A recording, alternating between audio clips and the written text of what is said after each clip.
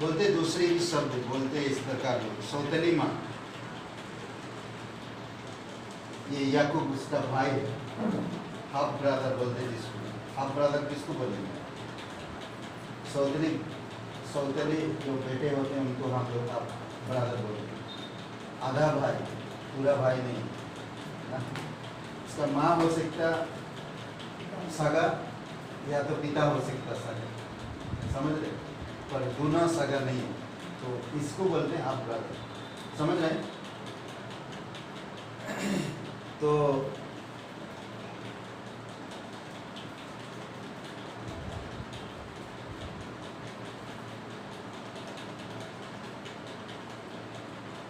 Okay, और लिखी गई है, सौतेली भाई के द्वारा लिखी गई, ठीक है। आरंभिक कलीसिया के अगुवों में से एक था, शुरुआत जो कलीसिया थी उसमें एक अगुवा था, अध्यक्ष ना, मैन याकूब था, ठीक है। याकूब की पत्री की बहुत समानता पुरानी नियम और पहाड़ी उपदेश से है, पुराने नियम से है और पहाड़ी उपदेश से, बहुत सारी बातें। पहाड़ी उपदेश जानते हैं ना, मत्ती का किताब 5वां अध्याय से लेकर 7वां अध्याय, पहाड़ी उपदेश, उनमें से बहुत सारी चीज़ें मिलेगा और पुराने नियम से ज़्यादातर मिलेगा, नीति वचन से बहुत सारी बातें मिलेगी, समझ रहे हैं? ओके, और इसमें यह छोटी सी पत्री यथार्थ विश्वास की प्रवृत्ति के विषय एक आदर्श लेख है, एक आदर्श ना, यथार्थ विश्वास के ऊपर। यथार्थ का मतलब क्या समझते हैं? यथार्थ का मतलब क्या समझते हैं? यथार्थ कभी कभी बोलते नहीं, यथार्थ क्या समझते हैं? इसका मतलब यथार्थ विश्वास का मतलब यथार्थ, इधर भी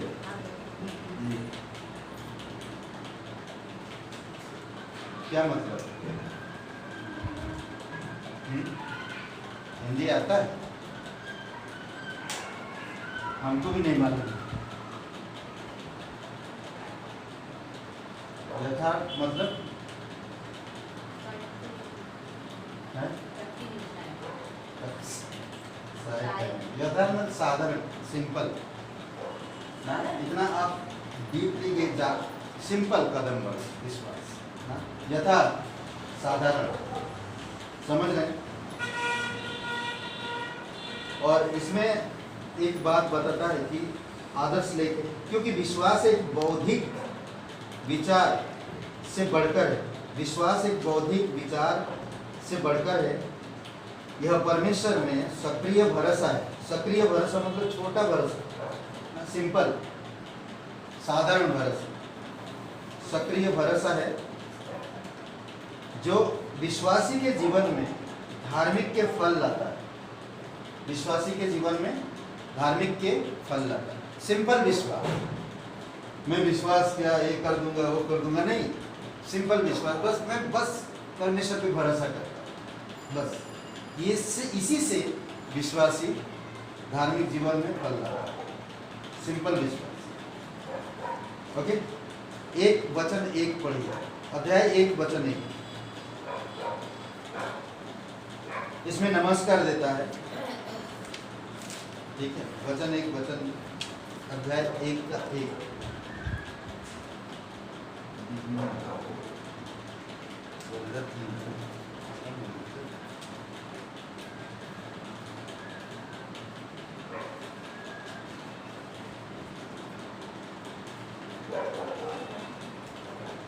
परमेश्वर के और प्रभु यीशु मसीह के दास याकूब की ओर से उन 12 गोत्रों के जो इधर उधर होकर रहते हैं, नमस्कार करते।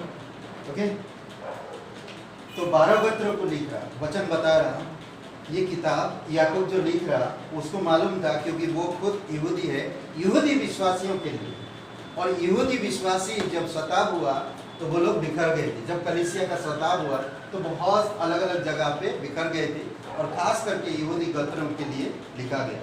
समझ रहे हैं? तो ये आपको समझना होगा। दूसरी बात है कि याकूब अपने आप को परमेश्वर और प्रभु यीशु मसीह का कर्मचारी कहता है, यानी कि दास है, और अपनी पत्री राष्ट्रों में इतर भीतर 12 गोत्रों को भेजता है। इस प्रकार यह सब स्थानों में रहने वाले विश्वासियों के लिए सामाजिक पत्री है, विशेषकर यहूदी मसीहियों के लिए। ठीक है, ये छोटा सा इंट्रोडक्शन एक वचन में है, पूरा लिखने की जरूरत नहीं है आपको।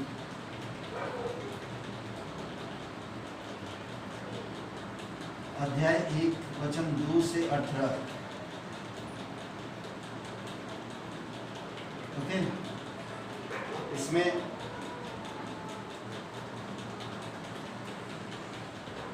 अध्याय 1 वचन 2 से 18, इसमें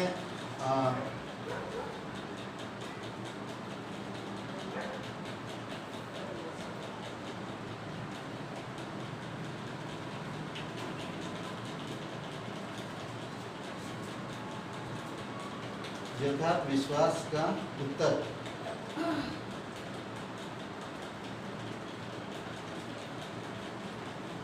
ठीक है, इसमें 2 पार्ट आता है, 2 भाग। ठीक है, ये वचन अध्याय 1 2 से लेकर 18 वचन में 2 भाग कर देंगे हम लोग। ठीक है, 2 भाग में एक भाग 2 वचन से लेकर 12 वचन तक। ठीक है, उसमें आप देखेंगे कि जांच में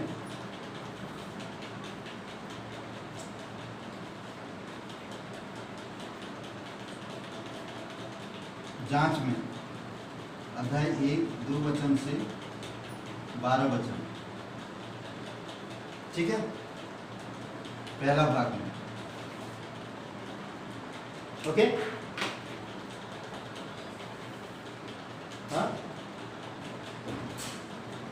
तो 1 से 2 वचन से लेकर 12 वचन तक कौन पढ़ेगा? कोई पढ़ेगा?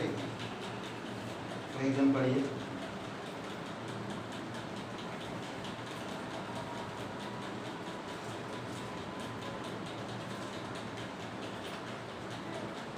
सच्चा विश्वास जांच, दुख भोग और जीवन के कलेशों में इनके द्वारा उत्तर देगा। ठीक है, सताव में वो जांच कर रहा है ना, सच्चा विश्वास जांच करता है, दुख भोग में, कलेश में, जीवन के कलेश में जांचता है अपने आप कि वो विश्वास में है कि नहीं। समझ रहे हैं? और परीक्षा होती है, पहले तो जांच है। ठीक है, जब कलेश आता है या तकलीफ आता है तो आप क्या करते हैं? उस समय हम क्या करते हैं? या तो हम टूट जाते हैं, या तो हमारा विश्वास डगमगाता है, या तो हम अविश्वास हो जाते हैं ना। अविश्वास। यीशु मसीह कई बार चेलों के साथ रहने के बावजूद भी चेले लोग ने अविश्वास किया। जानते हैं? अविश्वास किया। तुम्हारा विश्वास किधर है? यीशु मसीह बोलता है। तो आपको अपने आप को जांचना है, यहाँ पर आपको जांचने के लिए कहता है। समझ रहे हैं? कोई पढ़िए वचन 1 से 12 तक, मतलब 2 से 12 तक।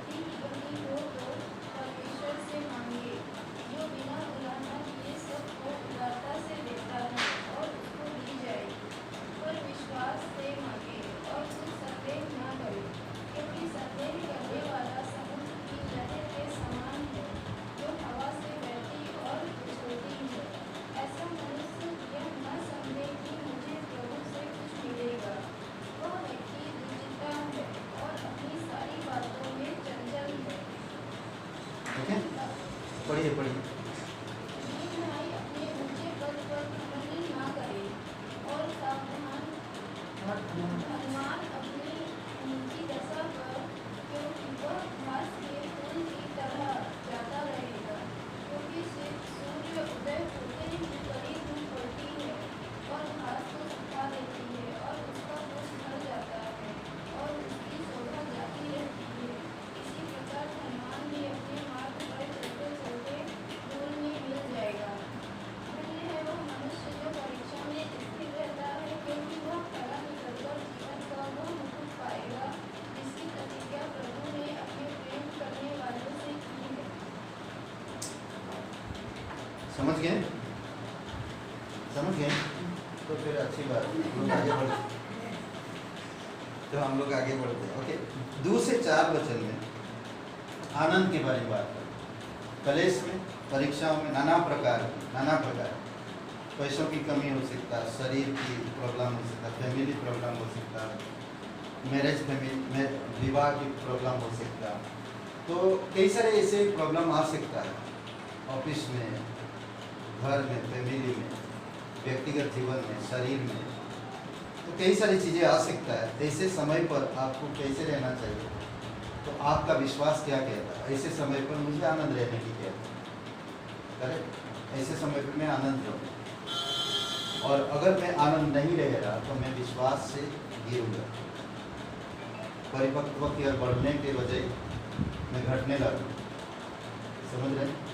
तो इसमें 2 चीज़ें ध्यान दीजिए, ठीक है? आनंद के साथ परीक्षाओं का सामना करते रहो, करने पर धीरज की बढ़ोतरी होती है। समझ रहे? जब आप आनंद के साथ परीक्षाओं का सामना करते हैं तो आप में क्या पैदा होता है? धीरज।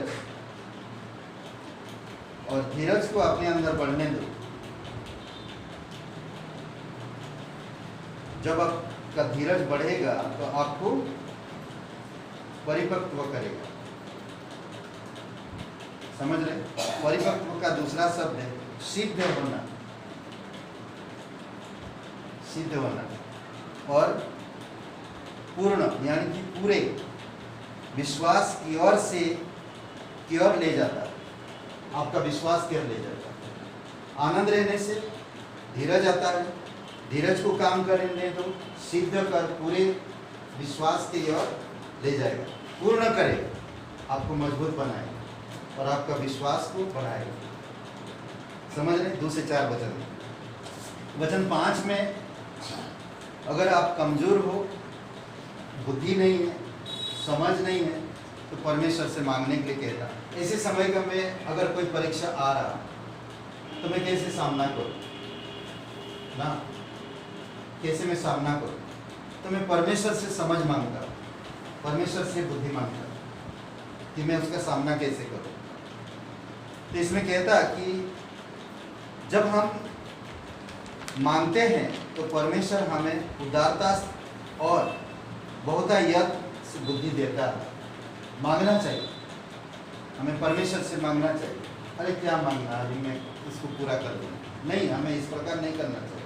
सांसारिक सिद्धांत या मेरे जो भौतिक सिद्धांत में नहीं रहना चाहिए, मुझे आत्मिक सिद्धांतों में ज़्यादातर रहना चाहिए। वचन 6 में एक बात करता है, संदेह।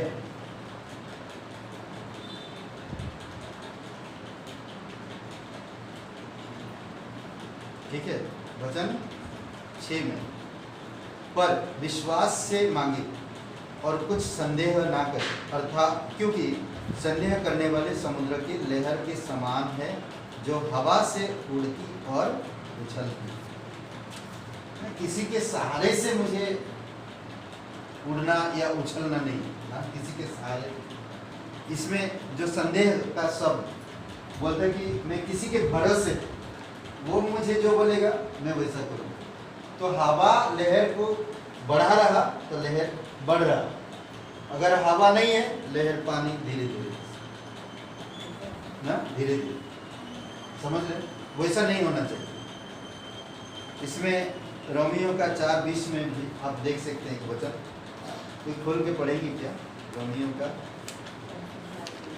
4 का 20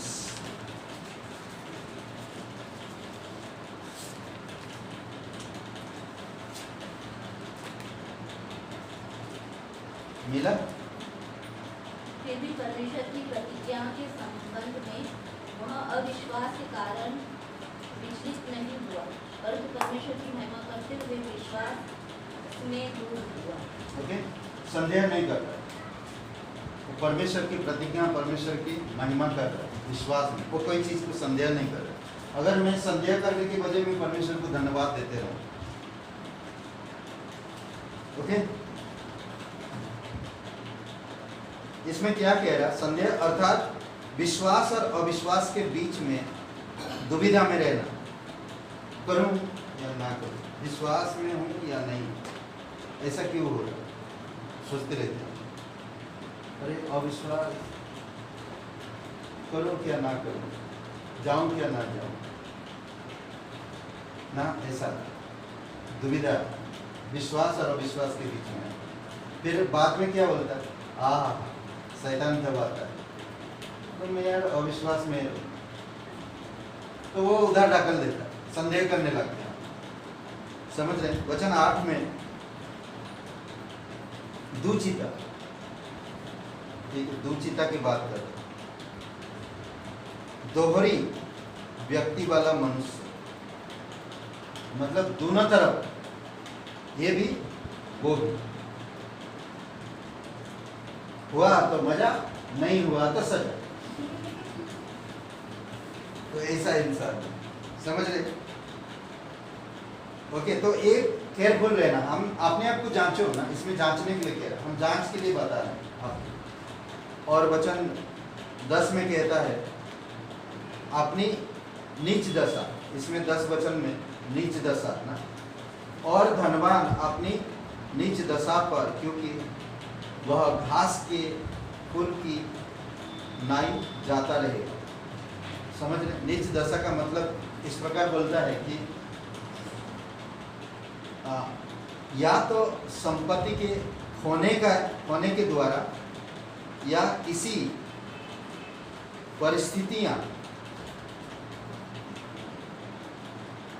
या किसी परिस्थिति वश इस वास्तविकता का बोध होना कि धन अर्थहीन और क्षणिक है, मतलब वो दुखी है और वो परेशान है, वो दुखी है और परेशान है, समझ रहे। और खोना, धन खोना, अरे मैं विश्वास में जाऊंगा, मेरा धन नहीं आएगा, मैं कलीसिया में जाऊंगा, मेरा कमाई नहीं होगा, तो अगर मैं नीचे स्थान में चला, मेरा एक मित्र है, बहुत साल पहले हम लोग साथ में सेवकाई करते थे, और वो एक अच्छा जॉब में था और सेवकाई भी कर रहा था, और मैं कलीसिया में फुल टाइम, तो वो मुझे समझाता था इस तरह कि भाई कल अगर कुछ हुआ तो कलीसिया क्या देगा तुम्हें, हमें कुछ जॉब करना चाहिए ताकि कल तुम्हें कोई प्रॉब्लम ना हो। मुझे कभी कभी उसकी बातों पर हंसी भी आता था और सोचने पर मजबूर भी हो जाता था, हाँ यार कल अगर कुछ हो गया, कलीसिया छोड़ना पड़ा या कुछ हो गया, तो कमाई कहाँ से आए, खाएंगे कैसे, ये भी दिमाग में चला जाता है। तो वो विश्वासी है, वो जब कर रहा, तो इसीलिए बोलता मैं जब पकड़ के रखा, मैं जॉब नहीं छोड़ रहा, मैं फुल टाइम में नहीं आना। तो आज बंदा वो फुल टाइम कर रहा, जॉब छोड़ दिया, मतलब उस समय वो इतना समझ नहीं था उसके पास, भले वो सब चीजें उसके पास अवेलेबल था, सुविधाएं थी, और वो क्या बोलते कि परमेश्वर को पूर्ण विश्वास पे नहीं था और दुचिता में रह रहा था, समझ रहे। इसीलिए बहुत इंपॉर्टेंट है कि आपको मुझे समझना। आज वो फुल टाइम में और कलीसिया स्थापित है, उसके अंदर में वे लोग हैं, वो आज लीडर है ना, तो परमेश्वर काम करता है। मैं उसको मिलता तो बहुत मजाक करते हैं, कोई काम छोड़ दिया क्या, कल क्या हो गया, तो मजाक करते कभी कभी, वचन 12, वचन 12 में क्या लिखा है? धन्य है वह मनुष्य जो परीक्षा में स्थिर रहता, क्योंकि वह खरा निकाल कर जीवन का वह मुकुट पाएगा जिसकी प्रतिज्ञा प्रभु ने अपने प्रेम करने वालों को दी है। क्योंकि वह खरा निकाल कर परीक्षा में स्थिर रहने वाला, स्थिर रहने के पश्चात ना, परीक्षा के बाद, परीक्षा से पहले आपको जीवन का मुकुट नहीं मिलने वाला, परीक्षा के बाद आपके जीवन में, विश्वासी जीवन में बहुत से परीक्षाएं आई, परीक्षा के बाद वो जीवन का मुकुट मिलेगा, परीक्षा से पहले नहीं। समझ रहे हैं? और इसमें आप पहला कुरिन्थियों का 3:14 भी पढ़ सकते हैं। यह मुकुट अनंत जीवन है जो मसीहों को मिलने वाले पुरस्कार का प्रतिफल में से एक है। पहला कुरिन्थियों का 3 वचन 14। ठीक है, कुछ पॉइंट्स आप लोग ये पॉइंट्स लिख लीजिए परीक्षा के समय, या इस वचन में जो हम लोग पढ़ा या मैं जो समझाया। ठीक है, इसमें इनके द्वारा उत्तर देना। ठीक है, इनके द्वारा ये 5 पॉइंट है जो आप लिख सकते हैं। ऐसी जांच को इच्छा से आनंद की बात सोचेगा। ऐसी जांच को इच्छा से आनंद की बात समझेगा, नहीं सोचेगा।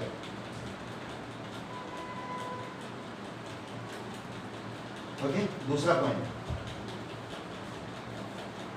जांच के द्वारा लाभदायक परिणामों को समझेगा। जांच के द्वारा लाभदायक परिणामों को समझेगा।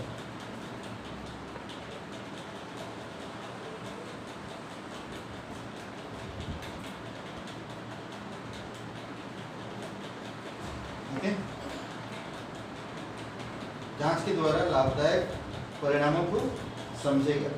तीसरा, आत्मिक परिपक्वता में बढ़ने के लिए सह लेगा।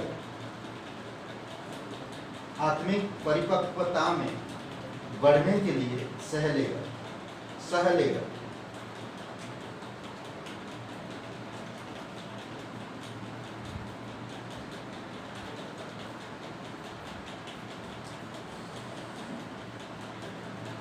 ओके, हो गया। आत्मिक परिपक्वता में बढ़ने के लिए सह लेगा। चौथा पॉइंट, जीवन में जांचों का सामना करने के लिए, जीवन में जांचों का सामना करने के लिए बुद्धि के लिए परमेश्वर से प्रार्थना करेगा।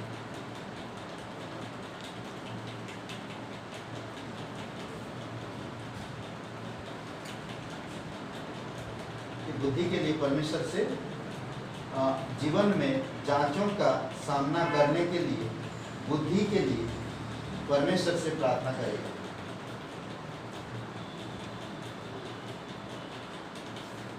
ओके, आखिरी पॉइंट, 5वां पॉइंट, यह समझेगा कि सब मनुष्य पर जांच का समय आता है। यह समझेगा कि सब मनुष्य पर जांच का समय आता है।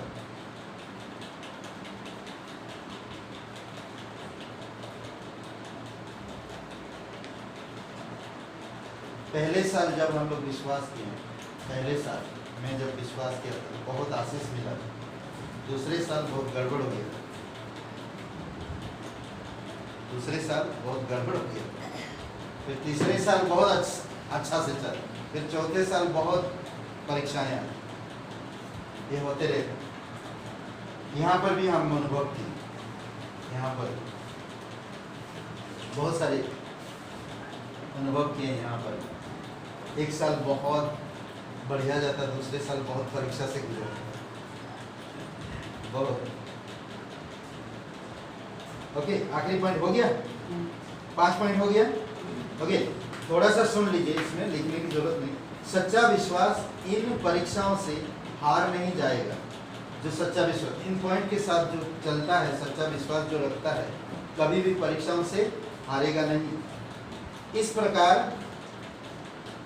हार नहीं जाएगा, पर इस प्रकार सामना करेगा जिससे परमेश्वर को प्रसन्न होगी और विश्वासी आत्मिक परिपक्वता में बढ़ेगा। तो वो जानता है कि मुझे परमेश्वर को कैसे खुश करना और मुझे कैसे आत्मिकता में बढ़ना है, ना परिपक्व कैसे होना और विश्वास को बनाए कैसे रखना है, वो जानता है, वो समझ पाएगा। इन परीक्षाओं का परमेश्वर पर भरोसा रखने के अवसर पर समझना चाहिए। ये सारी परीक्षाएं सिर्फ परमेश्वर पे भरोसा रखने से ही समझ पाएंगे। अगर हम भरोसा नहीं है तो परीक्षाओं को समझ नहीं पाएंगे। ठीक है, ये था आपका जांच में। और वचन 13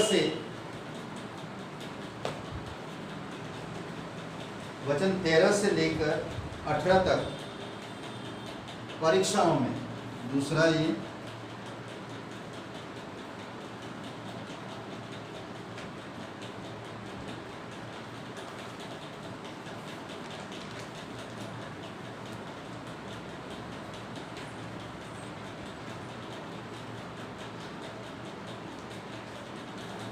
ओके, 13 वचन से 18 वचन। मैं अभी पढ़ने नहीं बोल रहा हूँ, ठीक है, मैं समझा दे रहा हूँ, आप लोग समझिए। वचन बाद में आप लोग पढ़ सकते हैं। ठीक है, ओके। जब बुराई करने के लिए शैतान पाप और संसार की ओर से परीक्षाएं आती है तो सच्चा विश्वास धोखा नहीं खाता, पर पाप के प्रलोभन का विरोध करता है।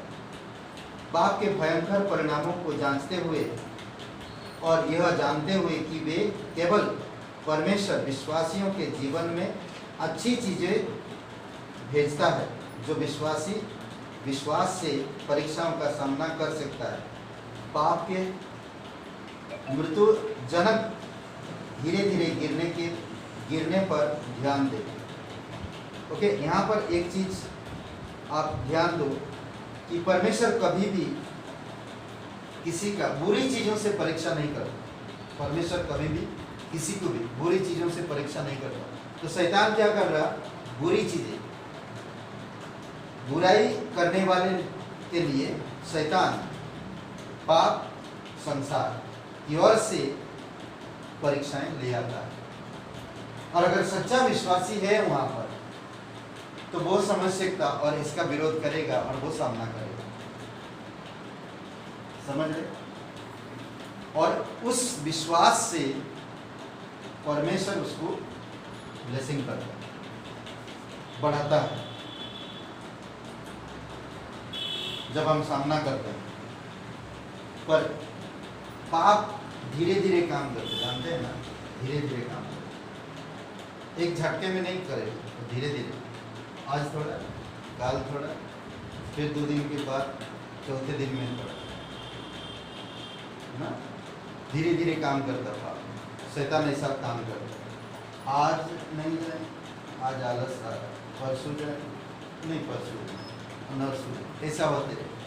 तो वो धीरे धीरे काम करता। आखिरी पॉइंट में मैं जो बता रहा हूँ, पाप के मृत्युजनक धीरे धीरे गिरने पर ध्यान दें। धीरे धीरे जो गिरता है ना, धीरे धीरे गिरता। यहूदा एक झटके में नहीं गिरा, तो धीरे धीरे उसको परमेश्वर ने क्या दिया था, यीशु मसीह ने क्या दिया था, अकाउंट संभालना। आज थोड़ा अकाउंट का लालच, कल थोड़ा, अरे आज कम पैसा आया, कल थोड़ा ज़्यादा आना चाहिए। वो परमेश्वर की वचन पर ध्यान नहीं दे, बल्कि क्या आ रहा क्या जा रहा उस पर ध्यान दे। समझ रहे? ऐसे बहुत सारे लोग हैं जो कलीसिया के आने जाने पर ध्यान देते, अकाउंट्स पर ध्यान देते, परमेश्वर के सिद्धांत पर, परमेश्वर के प्रेम पर, परमेश्वर के विश्वास पर, भरोसा पर नहीं होता ध्यान, बल्कि बाकी चीज़ों पर ध्यान है। ठीक है, ये यथार्थ विश्वासी का परमेश्वर के साथ संबंध के प्रकाश में जांच। ओके, यथार्थ विश्वासी का परमेश्वर के साथ संबंध के प्रकाश में जांच और परीक्षा का सामना करता है। देखें, यथार्थ विश्वास विश्वासी का परमेश्वर के साथ संबंध के प्रकाश में जांच और परीक्षा का सामना करता है। आमीन? समझ में आया? कोई सवाल, कोई जवाब तो हम लोग बाद में करते। पिता परमेश्वर धन्यवाद आपकी स्तुति महिमा करते हैं। धन्यवाद इस क्लास के लिए, तेरी दया और तेरी कृपा के अनुसार योग करें। धन्यवाद यीशु मसीह के नाम से मांगते हैं, आमीन।